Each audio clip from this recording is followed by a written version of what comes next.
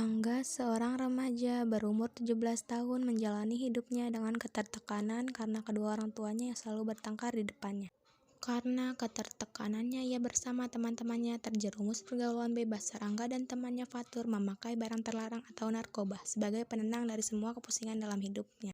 Pada suatu hari saat pulang sekolah, seorang remaja bernama Rangga pulang ke rumah dalam keadaan lelah, kemudian mendengar kedua orang tuanya yang sedang bertengkar.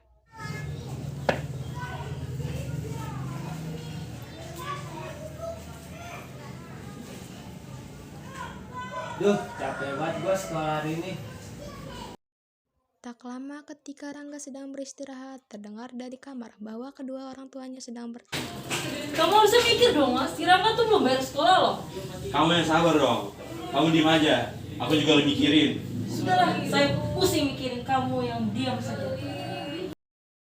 Rangga pun menjadi muak karena selalu mendengar orang tuanya yang selalu bertengkar. Akhirnya Rangga pun keluar rumah untuk mencari angin dan berkumpul bersama teman-temannya. Males gue di rumah.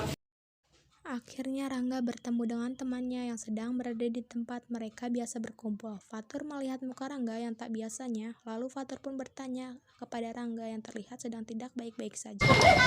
Kenapa enggak? Gak apa-apa, perasaan gue biasa aja sih Tur. Bohong aja lu, itu mukanya udah kayak baju belum disetrika, kusut banget gila. Ini soalnya di rumah gue, waktu gue pada berantem terus.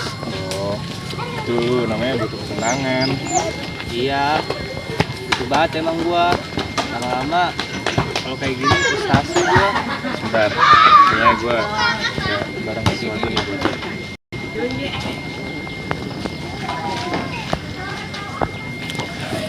Itu barang dari lu.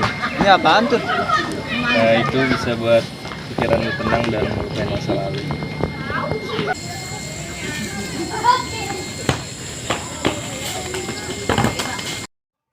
Akhirnya Rangga pun mencobanya. Tanpa mereka sadari, ketika mereka sedang berpesta barang haram tersebut, ternyata Ade sedang lewat dan tak sengaja melihat Fatur dan Rangga.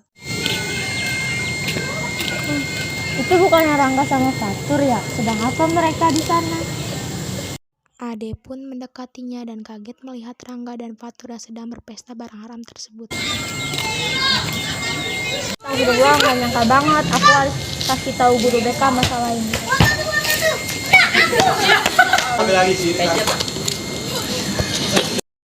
Akhirnya Ade memfotokan apa yang teman-temannya lakukan sebagai bukti dan ia pun segera mengadukan kejadian yang baru saja terjadi kepada guru bimbingan konseling.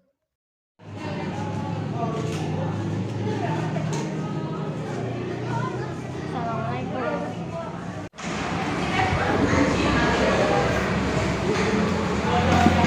Permisi Bu. Saya ingin memberitahukan kejadian yang baru saja saya lihat. Kejadian apa, Nak? Saya melihat Rangga dan teman-temannya sedang menggunakan obat-obatan terlarang. Ibu guru pun nampak kaget ketika ia mendengar bahwa anak muridnya menggunakan barang haram. Apakah kamu memiliki barang buktinya? Iya, Bu.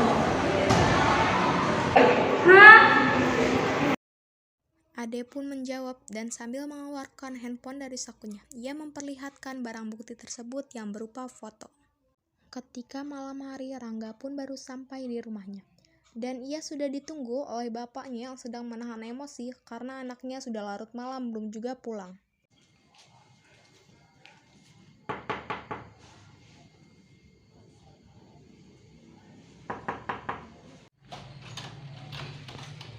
Dari mana kamu? Aku tadi habis main sama temen Pak. Main sama siapa? Malam gini baru balik. Aku tadi habis main PS sama Fatur. Jawab yang jujur kamu. Ibu Rangga pun terbangun. Melihat anaknya sedang dimarahi oleh suaminya, ia langsung menyuruh Rangga untuk makan malam dan segera tidur. Tetapi bapaknya Rangga tetap memaksa menanyakan Rangga. Sudah, anak kamu masuk ke dalam saja dan makan dulu. Mana kamu?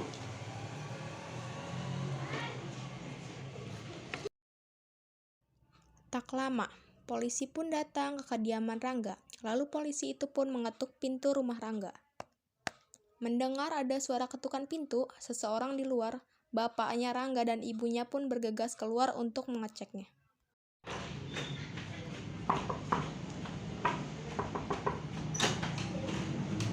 Selamat malam, Pak.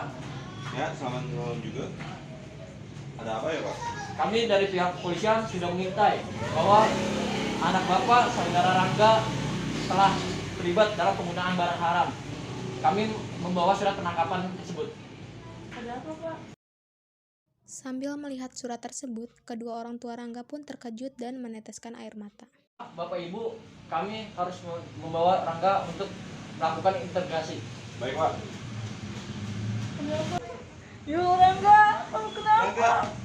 Maaf Bapak Ibu, kami harus melakukan hal tersebut. Akhirnya polisi membawa Rangga untuk dilakukan penyelidikan. Dan ternyata Fatur juga sudah berada di sana. Akhirnya mereka diinterogasi oleh petugas. Keesokan paginya, terlihat orang tua Rangga menjenguk anaknya tersebut. Namun, walaupun mereka marah, tetapi mereka juga tetap menyayangi Rangga dan menanyakan bagaimana keadaannya. Rangga pun menjawab sambil bersedih dan menyesal.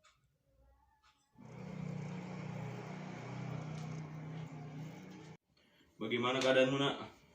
Bapak, Ibu, maafin aku. Ya sudah, Nak. Yang terjadi biarlah terjadi. Jadikan itu pelajaran kamu ya, Nak. Maaf Bapak Ibu, Rangga harus kembali ke sel. Dan jam kunjung pun sudah habis. Jaga diri kamu baik-baik ya, Nak. Ayo kamu silakan berdiri. Setelah beberapa minggu, Rangga dan Fatur pun dibawa menuju tempat rehabilitas inap. Ketika mereka sampai, mereka bertemu dengan bu dokter dan perawatnya. Selamat malam Ibu, kami dari pihak kepolisian ingin membawa tahanan atas nama Rangga dan Fatur Rahman untuk melakukan rehabilitas. Ini berkas-berkasnya. Baik, saya lihat dulu ya, Pak.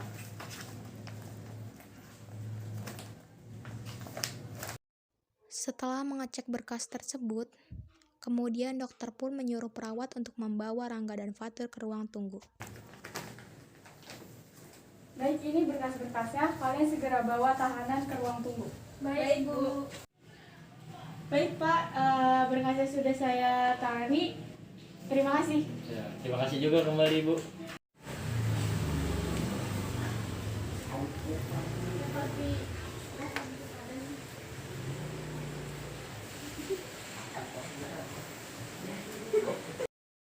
Setelah beberapa bulan menjalankan rehabilitasi dan masa tahanan, akhirnya Rangga pun bebas dan Rangga dijemput oleh kedua orang tuanya dan ia segera menuju rumahnya.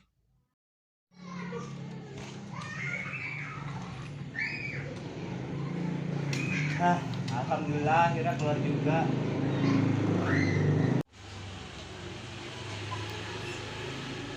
Assalamualaikum. Waalaikumsalam.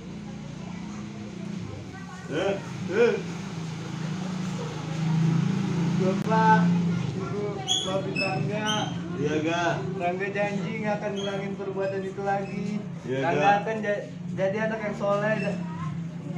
Ya. Iya, Ga. Bapak maafin, Ga. Akhirnya, keluarga Rangga pun memperbaiki kesalahan-kesalahan mereka yang sudah perbuat. Pesan moral yang dapat kita ambil, keegoisan orang tua bisa mengganggu pikiran anak dan ketidakperhatiannya orang tua atas mental seorang anak bisa membuat anak berpikir bahwa dirinya tidak diperdulikan. Seperti drama di atas, Rangga yang melakukan pergaulan bebas yang sebenarnya hanya untuk menghilangkan rasa stres dalam dirinya. Namun apa yang dilakukan Rangga tetap salah dan tidak untuk dicontoh. Sekian, terima kasih.